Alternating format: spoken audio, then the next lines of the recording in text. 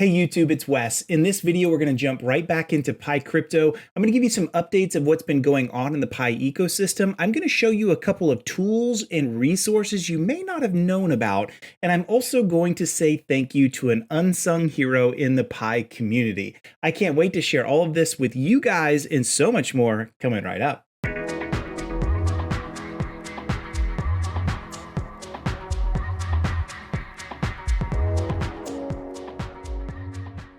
All right, friends, welcome back. So my name is Wes Spencer. Welcome to my channel. I'm an entrepreneur. I'm also a tech advisor. I'm big into cybersecurity and I love crypto, and I cover all of that in this channel. Hey, one thing you can do as we get started, would you hit that subscribe button, hit the like, and definitely hit the bell icon. I know everyone asks for it. I do too, but it does go a long way. It's a simple ask that I have for you, and it would mean a lot to me. Okay, so in today's video, I'm going to go back into Pi a little bit more. Some good things have been happening, and I'm going to talk about some of that and why I think it's a good thing. So let's start with this. Have you ever heard the term hype cycle before? If you take a look at Apple as a standard for this, they're really good about hitting the hype cycles. The hype cycles happen when the big events occur, when they're unveiling a new product, something new in iOS, a new release for it, whatever. And you see the build up to that event where there's a ton of hype coming up. It hits the peak maximum during the actual event, and then it goes back down. And the bottoms of the hype cycle are much more interesting to me than the tops of the hype cycle. The bottoms of the hype cycle teach us what is sustained growth. Once all of the hype is gone and all the hyperbole has left, and people get the opportunity to talk about what's real and what matters, and they ignore the fluff.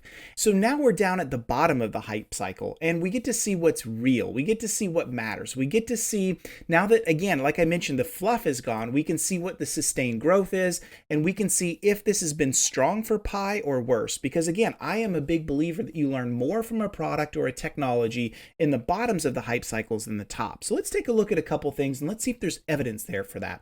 First thing I want to show you is let's take a look and see how well Pi has been doing just in terms of app downloads and popularity. That's a good signal indicator for us, and here's why. Since Pi is an MMC, a mobile mining crypto, one of the things with that is primarily it's driven through phones, through apps. And so if you ever see app downloads decrease, that's a very strong signal that things are not looking so well just in terms of lack of interest. I want to show you this. This comes from App Annie. They just track. I could just show this on my phone, but it's just as easy right here. So I'm looking right here at the category of social networking. So I'm zoomed into that.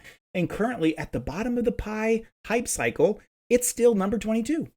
That's awesome. That's really good news. What that means for us is it's still being very heavily downloaded, even when there's nothing major like from a news event that's driving us right now at Pi. And I think detractors of the Pi ecosystem should take note of that. It simply means the community is still going strong. There's still discussion. There's still referrals going on. There's still people sharing it. There's still interest in the platform. Guys, one thing that you can never discount is interest and popularity and growth in anything. I mean, that's the truth. And so seeing it right there is a really big thing. Now I'm going to get back into some additional data towards the end of this video that's going to continue to show, hey, we're doing good at the bottom of the hype cycle, but that is a trend that's a good thing to see. Now I promised as well at the beginning of this video that I was going to share with you some resources you may not know as well. So let's go ahead and do that. I am a huge fan of the Pi network on Reddit.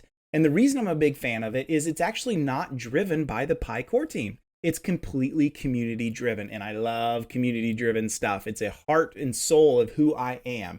And one good thing about this is it's actually a great community. They allow dissenting voices. They allow pumpers, they allow people that are not believers, and as long as you're respectful and share why you don't think Pi is going to work or why you think it's doing awesome, they allow it in. And I think that's a really, really good thing. I mean, you can just scroll through all of this and you can see, like, here's even one person here kind of talking about the haters themselves. Let me show you this, dude. I saw this earlier on my mobile. So I thought this was pretty interesting of like, hey, there's a ton of haters and, you know, other people say, who cares, whatever. And Lex Wolf, by the way, I got something for you here in a minute, Lex Wolf. He says, look, he's a mod, or she, as long as they're polite about it, we don't mind. If they're not, report them and we'll take care of it. That is the sign of a healthy community. We should always allow everybody in to share their voice. I think that's a good thing. The last thing we want to do is hide things. So a couple resources in this you may not have known.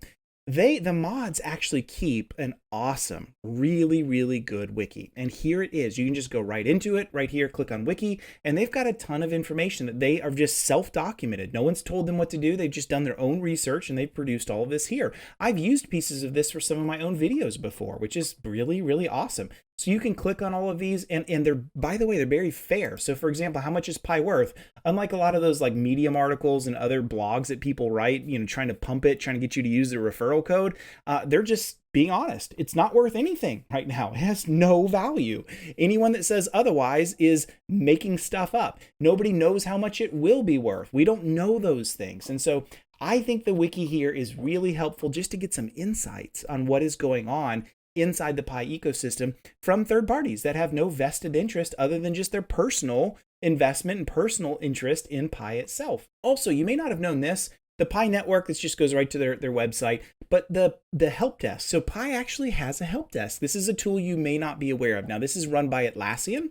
I have used Atlassian and still use Atlassian at the companies I run. It's a great IT management and help desk platform and all kinds of documentation stuff that goes with it. A lot of large enterprise really like Atlassian, including yours truly. This really is Pi's. It is legitimate, and you can use it to search for issues. You can also use it to put in a help desk ticket. Now, let me be super clear here on behalf of the Pi core team.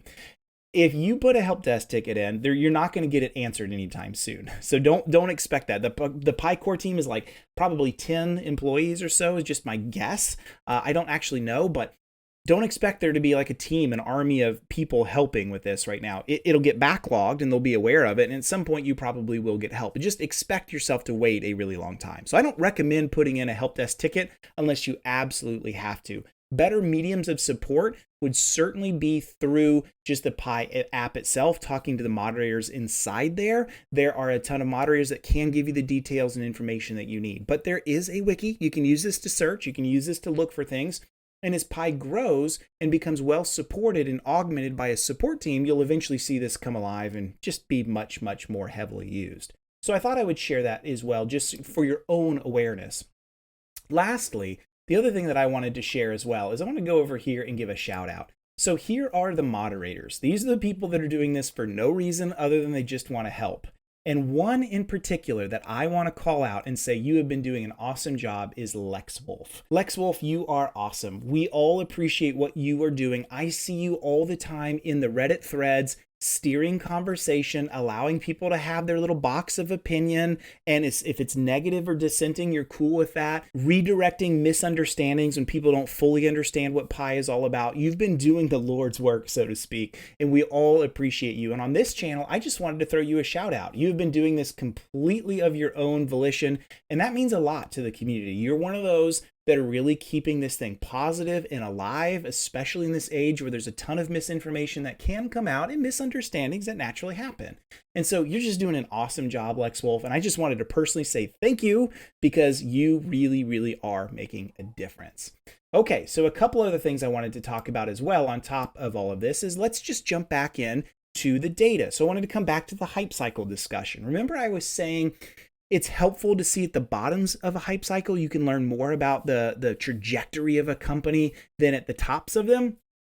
That's true here. So let's just take a peek back at some of this. So we can see account growth is super solid. We are getting close to 5 million accounts set up. Now, keep in mind what that means. Pi is just in testnet right now. We're in phase 2. The test Pi that you get is worth 0. It is not worth a thing. It is not going to be, you're not going to keep it when Pi goes live. It literally all goes away. This whole, like you see this right here, this huge 100 billion total supply of Pi. Don't worry about that. It's test Pi. They just chucked as much as they could in there. In fact, I think that's the actual stellar default number even. It means nothing. We're just in test net right now. So to see almost 5 million active users spin up a wallet and give this thing a try, give this thing a shot, guys, that's pretty remarkable, especially given that there's no motive or incentivization in all of this other than just pure interest. So that's really, really good. Okay, you want to see the hype cycle? You can see it right here. Take a look at the accounts created per day. So there were some accounts being created before the release of this. This just means the mods and those that have been in early testing with the core team, you see some of this being kicked up. But then take a look right here. This is the day that all of the wallets were announced and released with the Pi browser. Look, 1 million in one day. That's pretty awesome. And then you see it come back down. That's just, again, the normal hype cycle. That's exactly what we're talking about here. Now, what I'm looking at here, though, I think some really interesting good data is still here. We're still seeing 55 to 70,000 over the past week of new accounts being created. That's really good information to see a healthy number of tens of thousands of consistent growth. Again, we're in test. They're just doing this out of interest. So this is a good indicator for us to see, is there still continued interest? It would have been interesting if we'd had 1 million in one day and it drops almost to zero. That's not happening. We're still seeing the 50, 60, 70,000. Now it's slowly declining, and that's okay. That's to be expected.